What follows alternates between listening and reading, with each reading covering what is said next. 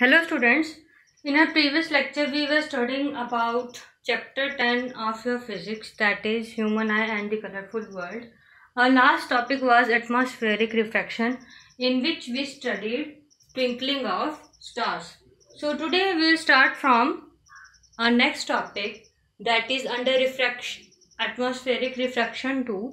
Atmospheric refraction के अंदर ही ये टॉपिक है.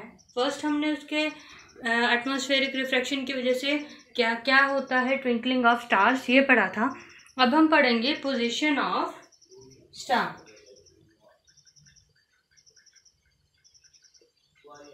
पोजीशन ऑफ स्टार का क्या मतलब है? जो स्टार्स होते हैं आसमान में एक्चुअली वो किसी पोजीशन पे होते हैं और जो हमें दिखते हैं वो किसी और पोजीशन पे. कैसे? जो स्टार्स होते हैं वो एक्चुअली थोड़ी लो पोजीशन पे होते हैं. ठीक है, ये हमारी आई है.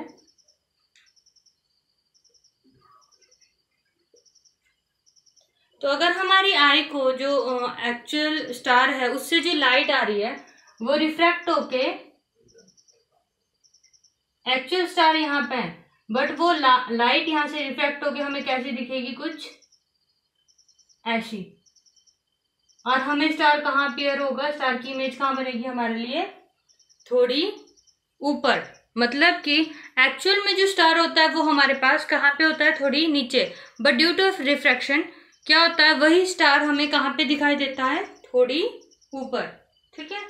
The starlight is bent towards the normal. As I said you, the starlight is bent towards the normal. यहाँ पे अगर आपको नॉर्मल है, ठीक है, थोड़ी यहाँ पे कंसिडर कर लेते हैं, तो वो क्या है? सीधी जानी चाहिए थी और वो थोड़ी तिरछी चली जाती है, टूवर्ड्स द नॉर्मल बेंड हो जाती है. और उसी जो नॉर्मल की इमेज है वो पीछे कहाँ बनती है? थोड़ी ऊपर. ठीक है. रिफ्रैक्शन थ्रू ग्लासेस या लेंसेज पढ़ा था जो हमने, उसमें आप पढ़ोगे ये वाला केस तो आपको समझ आ जाएगा कि जो स्टारलाइट की रे आ रही होती है वो जैसे ही एटमॉस्फेयर में एंटर करती है, यहाँ पे अगर कोई ऑब्जेक्ट है आपका, वो क्या टुवर्ड्स द नॉर्मल बेंड हो जाती है. ठीक है. और जो उसकी इमेजिनरी इमेज है वो कहाँ बनेगी? थोड़ी ऊपर. So in this way, due to atmospheric refraction, the apparent position of star is slightly different from its actual position. ठीक है. The star appears higher than that of its actual position. मतलब कि अगर उसकी एक्चुअल पोजीशन ये है, A for actual position, तो this is apparent position, मतलब कि जो हमें दिख रही है. तो higher one is apparent position. Next है हमारे पास ब्राइटर एंड फेंटर स्टार्स. तो बहुत सारे स्टार्स ऐसे होते हैं जो कभी हमें बहुत ही ज़्यादा चमकते हुए दिखाई देते हैं और कभी बहुत ही कम. ऐसा क्यों होता है? ये भी किसकी वजह से होता है? एटमॉस्फेरिक रिफ्रैक्शन की वजह से. जो स्टार्स होते हैं वो अप्रॉक्सीमेटली कैसे होते हैं? Point size. ठीक है. जैसे ही उनकी जो लाइट होती है एटमॉस्फेयर में एंटर करती है वो क्या होती है? रिफ्रैक्ट. जैसे कि ट्विंकलिंग ऑफ स्टार्स होता है. The stars are very distant, they approximate point side sources of light. As the path of rays of light coming from the star goes on varying slightly. जैसे ही जो light है star की, जैसे ही वो enter करती है उसका जो पाथ है वो चेंज होता रहता है ड्यू टू रिफ्रैक्शन. टकराता रहता है पार्टिकल से, तो जैसे ही वो एंटर करेगा छोटे पार्टिकल्स के इंडेक्स में, रिफ्रैक्टिव इंडेक्स में, जैसे ही वो एंटर करेगा रिफ्रैक्ट होगा. अगर डेंसर होगा तो वो टुवर्ड्स द नॉर्मल रिफ्रैक्ट होगा. और इसी तरह उसकी जो पाथ है वो क्या हो जाएगी? चेंज. ठीक है. ड्यूरिंग दिस रिफ्रैक्शन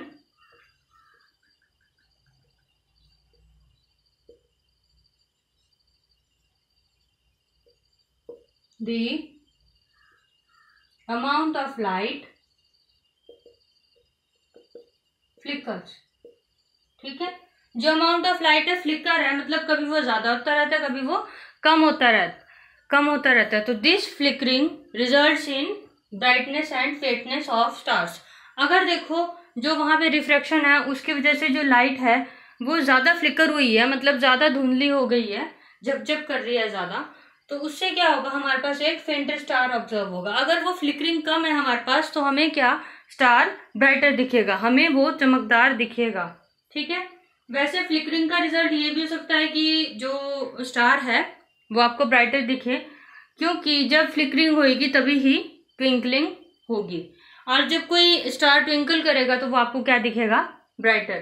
तो डिपेंड करता है कि स्कैटरिंग ऑब्जेक्ट कितना डेंसर है। नॉर्मली आपको ड्यू टू फ्लिकरिंग जो स्टार्स हैं, दस स्टार अपीयर ब्राइटर और फेंटर। इसी वजह से क्या होता है, जो एटमॉस्फेरिक रिफ्रैक्शन होता है उसमें जो स्टार्स होते हैं फ्लिकर करने की वजह से ही आपको ब्राइटर और फेंटर दिखेंगे। ठीक है, नॉर्मल सा है, ज़्यादा कंफ्यूज होने की ज़रूरत नहीं है। देखो फ्लिकरिंग हो रही है तो लाइट कम ज़्यादा हो रही है, लाइट कम ज़्यादा हो रही है तो स्टार फेंट दिखेगा, क्योंकि कभी कम दिखेगा कभी ज़्यादा दिखेगा। बेशक वो ट्विंकल करेगा बट वो क्या दिखेगा, फेंटर। अगर फ्लिकरिंग कम होगी तो स्टार क्या दिखेगा, ब्राइटर। ठीक है, तो ये था आपके पास brighter and fainter stars due to atmospheric refraction. अब जब स्टार ट्विंकल करते हैं तो हमारे पास एक क्वेश्चन आ जाता है, why do planets do not twinkle. जो प्लैनेट्स है वो क्यों नहीं चमकते? सिंपल सी बात है, जो प्लैनेट होते हैं वो अर्थ के बहुत ही नियर होते हैं। ठीक है, nearer to Earth, therefore extended light source. Extended आपकी बुक में एक वर्ड लिखा है, इसका मतलब क्या है? एक्सटेंडेड का मतलब ये बहुत ही लार्ज अमाउंट में लाइट प्रोवाइड करते हैं रिफ्रैक्शन के लिए। ठीक है, अगर आपके पास स्टार छोटा सा है तो प्लैनेट क्या होगा, इतना बड़ा।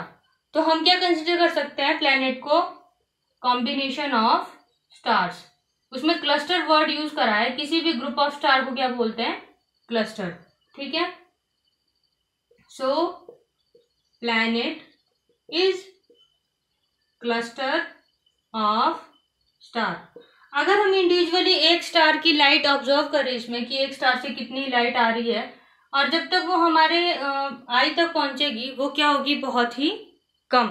ठीक है, जब तक वो हमारी आई तक पहुंचेगी वो स्टार की लाइट्स क्या होगी, मतलब अगर हम कंसीडर करेंगे इन सारे as a planet as a whole से छोटे छोटे स्टार से लाइट आ रही है।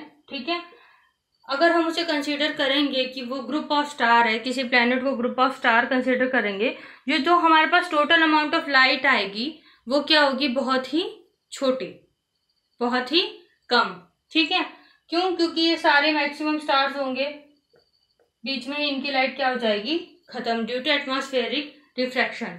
इतनी लार्ज अमाउंट में जो हमारे पास लाइट आएगी भी वो कितने अमाउंट में आएगी, 0, मतलब नेग्लिजिबल अमाउंट। इतनी ज़्यादा एक्सटेंडेड लाइट आएगी वो उतनी ही ज़्यादा रिफ्रैक्ट होगी और हमारे पास कोई भी अमाउंट ऑफ लाइट नहीं बचेगी जो हमारी आंखों तक पहुंचेगी, there by nullifying twinkling effect. Twinkling effect के लिए क्या है, हमें एक रिकॉग्नाइजेबल अमाउंट ऑफ लाइट चाहिए होती है, बट प्लैनेट्स क्या है, हमें वो अमाउंट ऑफ लाइट प्रोवाइड नहीं कर सकते। जो हमें वो लाइट प्रोवाइड कर रहे हैं that is of negligible amount. Refraction के लिए एक पर्टिकुलर अमाउंट की लाइट चाहिए, कम अमाउंट ऑफ लाइट से या फिर non recognisable amount of light से हमारा रिफ्रैक्शन नहीं हो सकता। ठीक है, उसके बाद है एटमॉस्फेरिक रिफ्रैक्शन का ही एक एप्लीकेशन है, ये सारी उसकी एप्लीकेशंस है। Next we have advanced sunrise and sunset. इसके अंदर क्या होता है, जो एक्चुअल हमारा सनराइज और सनसेट है वो हमेशा, जो सनराइज है वो हमें 2 मिनट पहले दिख जाएगा, मतलब अभी सूर्योदय नहीं हुआ है बट सूर्य की किरण जो है वो हमें हमारे तक पहले पहुंच जाएगी, जिसकी वजह से हमें क्या लगेगा, जो सूर्य है वो दिखेगा। कैसे, जो सन है देखो कैसे दिखेगा, ये आपका सरफेस ऑफ अर्थ है, यहाँ पे एक ह्यूमन बीइंग खड़ा है, यहाँ पे ये सन है, ये अभी राइज होना बाकी है। जैसे ही इसकी लाइट एटमॉस्फेयर में एंटर करेगी, from rare to denser medium enter कर रही है, वो बेंड टुवर्ड्स नॉर्मल हो जाएगी। जैसे ही वो टुवर्ड्स नॉर्मल होगी तो उसकी इमेज कहाँ बनेगी, अपरेंट पोजीशन ऑफ स्टार, जो हमने बताया था अ लिटल हायर। ठीक है, तो जो ये डिफरेंस होता है टाइम में एक्चुअल सनराइज के टाइम में, that is 2 minutes. So under this, a sunrise appears 2 minutes before to us and a sunset also appears 2 minutes after to us. जब वो डूबने लगता है तब भी यही होता है, जो सेम डायग्राम है देखो, यहाँ पे एंटर होगा, जैसे एंटर होगा टुवर्ड्स नॉर्मल बेंड होगा। ठीक है,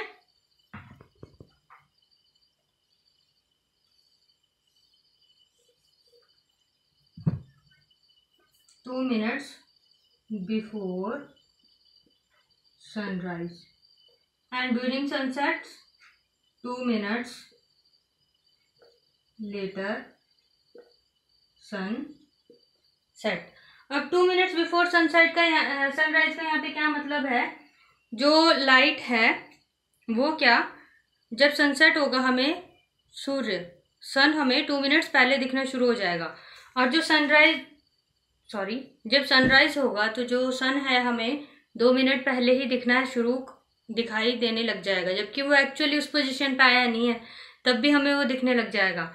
और जो आफ्टर सनसेट है, सूर्य डूब चुका होगा, the sunset has happened even though the sun will appear to अस।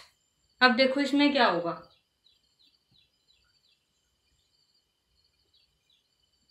सन है वो सेट हो चुका है, उसकी लाइट यहाँ पे एंटर कर रही है, टुवर्ड्स नॉर्मल बेंड होगी, फिर वो अपनी अपेरेंट पोजीशन से थोड़ी ऊपर दिखेगा।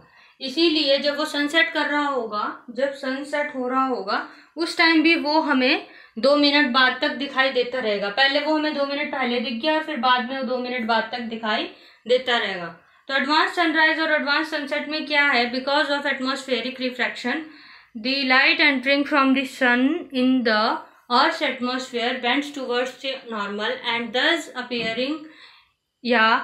showing the apparent position of sun to us a little higher। ठीक है, ये होता है एडवांस सनराइज और एडवांस सनसेट में। उसके बाद हमारे पास क्या आ जाता है, Tyndall effect.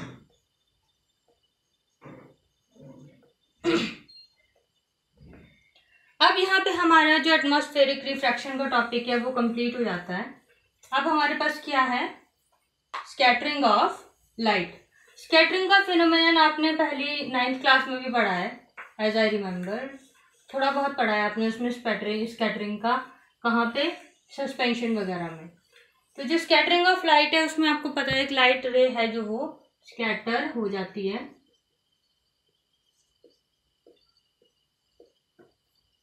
The phenomenon of scattering of light due to heterogeneous particles in atmosphere or due by particles of larger size is called scattering।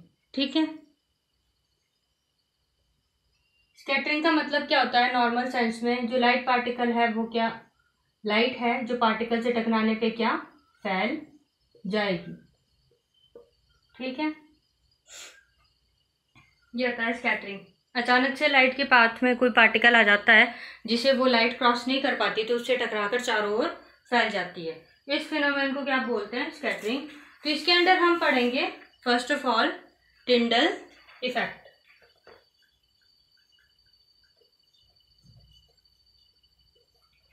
Tyndall effect आपने मूवीज में देखा होगा या फिर जो हिली एरियाज में रहते हैं उन बच्चों ने जंगलों में देखा होगा। क्या होता है, अचानक से लाइट आ रही होती है, सूर्योदय हो रहा होता है, तो फॉरेस्ट के बीच से जो है, पेड़ों के बीच से लाइट निकल रही होती है। ठीक है, जो वो लाइट निकल रही होती है वो क्या होता है, आपको लाइट का रास्ता दिख रहा होता है कि वो कहाँ से आ रही होती है। That effect is known as Tyndall effect. तो when a beam of light strikes the fine particles in Earth's atmosphere, the path of beam become visible due to scattering of light। Scattering यहाँ पे कहाँ पे हो रही है, ये जो आपके पास ट्री का बार्क है ये क्या अपने आप से लाइट को क्रॉस नहीं होने दे रहा, तो जो लाइट इससे टकरा रही है वो बेंड होके दूसरी तरफ से बाहर निकल रही है जहाँ पे पेड़ नहीं है। ठीक है, और वहां से आप इजीली लाइट आते देख रहे हो कि वहां से लाइट आ रही है, तो मतलब the path of light become visible. ठीक है।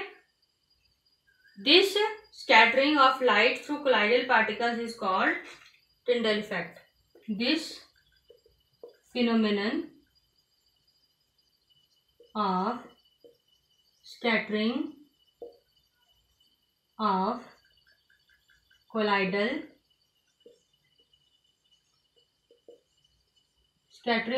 light through colloidal particles is called Tyndall effect। अब देखो जो ये स्कैटरिंग का है हमारे पास फिनोमेनन, इसका एक स्पेशल पॉइंट भी है। क्या जो सबसे स्मॉल पार्टिकल्स होंगे जब वो स्कैटर करेंगे ना, तो आपके पास पता कौन सी लाइट अपीयर होगी? Blue light. ब्लू लाइट कहाँ पे अपीयर हो रही है? जैसे हमारा स्काई। जो हमारे गैसियस पार्टिकल्स होते हैं वो बहुत ही माइन्यूट होते हैं और हेट्रोजीनियस मिक्सचर होता है जो हमारे पास एयर होती है, ठीक है। जैसे ही लाइट एंटर करती है एटमॉस्फेयर में, वो छोटे छोटे फाइन पार्टिकल से स्कैटर होती है। जो फाइन पार्टिकल स्कैटर करते हैं तो वो कौन सी लाइट देते हैं हमें? Blue. Thus sky appears blue to us. अब आ जाती है लार्जर पार्टिकल्स की बात। लार्जर पार्टिकल्स किसको स्कैटर करते हैं? रेड, ठीक है। अब देखो एक हमारे पास फेनोमेनन है कि जो सनराइज होता है तो हमारे sunrise appears red to us. मतलब जो आसपास होता है सन के, या फिर जो हमारा होराइजन होता है जहाँ से हमें सन दिखता है, डूबता है, उठता हुआ दिखता है, वो क्या हो जाता है? रेड। क्यों? अब देखो यहाँ पे तो मैं बोल रही हूँ लार्जर पार्टिकल्स अपीयर स्कैटर करेंगे तो रेड होगा, स्मॉलर स्कैटर करेंगे तो वो। तो अर्थ एटमॉस्फेयर में तो वही पार्टिकल्स हैं जो लाइट को स्कैटर कर रहे हैं, तो यहाँ पे ब्लू यहाँ पे रेड क्यों हो रहा है? क्यों? अब देखो क्यों। क्योंकि जो रेड है उसकी वेवलेंथ क्या होती है? लार्जर। एज जो सन है वो हमसे बहुत दूर है, ठीक है। जब तक लाइट स्कैटर होके आती है, जो ब्लू है उसकी वेवलेंथ क्या है? स्मॉलर। वेवलेंथ मतलब वो कितनी दूर तक ट्रैवल कर सकते हैं, ठीक है। वेवलेंथ मतलब वो कितनी दूर तक ट्रैवल कर सकती है लाइट, वो किसमें मेजर करते हैं हम? वेव लेंथ से, ठीक है। तो ब्लू की जो है वो स्मॉलर है, जब वो स्कैटर होएगी तो वह क्या हो जाएगी? खत्म। स्मॉलर वेवलेंथ होने की वजह से वो स्कैटर होते होते जब तक हमारी आई तक पहुंचेगी वो क्या हो जाएगी? खत्म। पर जो रेड है वो जब तक स्कैटर होगी वो खत्म नहीं होगी और कैन ट्रेवल फार्दर, ठीक है। इसीलिए जो रेड लाइट है वो आपके पास सिग्नल्स में यूज होती है, क्योंकि वो बहुत दूर से चमक जाती है, because it can travel a farther distance due to larger wave length. ये था आपके पास जो स्कैटरिंग की वजह से आपको स्काई रेड और दिखता है, और आपके पास जो आपके पास स्काई है वो ब्लू दिखता है, और जो सन है वो आपको रेड अपीयर होता है। So this was due to scattering of light and the above concepts like twinkling effect, apparent position of stars, these all was due to atmospheric refraction। जो स्कैटरिंग है वो भी रिफ्रैक्शन की वजह से ही होती है, बट स्कैटरिंग ऑफ लाइट का यहाँ पे दो अलग दिए हुए थे, टिंडल इफेक्ट और ये जो मैं आपको फिनोमेनन बता रही हूँ रेड और ब्लू वाला, तो इसीलिए मैंने आपको अलग से एक्सप्लेन कर दिया।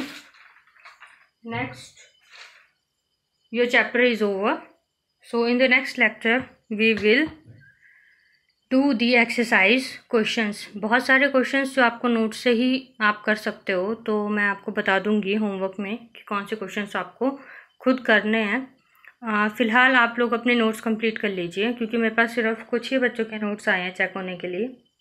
So thank you, this is all for today. आपको जो आज का लेक्चर है उसके नोट्स भी आपको अवेलेबल हो जाएंगे। So thank you.